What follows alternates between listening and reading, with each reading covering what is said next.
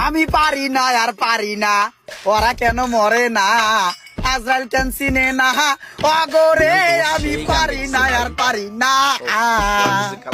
আমি হয়তো 2 দিন পরে মরবো, আগে বললো কি ক্ষতি, এই দুনিয়ার রং তামাশা বুঝলাম না রে একরতি। কিরে মামা, অস্কার পাওয়ার মতন একটা গান গাইয়া এলাম, তোকে চেহারাটা কোনো হাসি বেড়ে না, মনে হইতেছে তোরা শোকা হতো। কোনো মারামুরা খাইছিস নি? ডাল মে কুছ কালা লাগতা হে, কা হুয়া? একদম কত কবি না ইমরান, একদম কত কবি না, তোর লগে মারা খাইছি। এই বেটা তুই যে আইফোন 15 প্রো ম্যাক্স পাইছোস, এটা কই দেখা। হ্যাঁ মামা, তাহলে তোরা মারা খাইছিস না?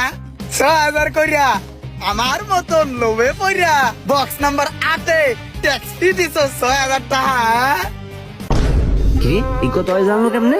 কিরে 6000 টাকা মারা খাইছি, এটা তুই জানোস কেমনে?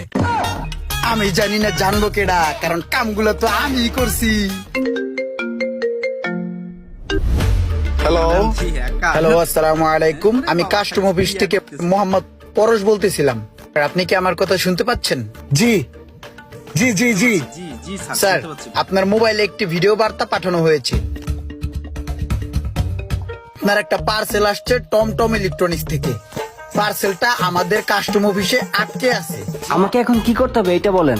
আপনাকে তেমন কিছুই করতে হবে না। যেই নাম্বার থেকে আপনার মোবাইলে কল গেছে, এই নাম্বারে 6000 টাকা পাঠিয়ে দিলে আপনার পার্সেলটি আপনার বাসায় এবং আপনার হাতে পৌঁছে যাবে।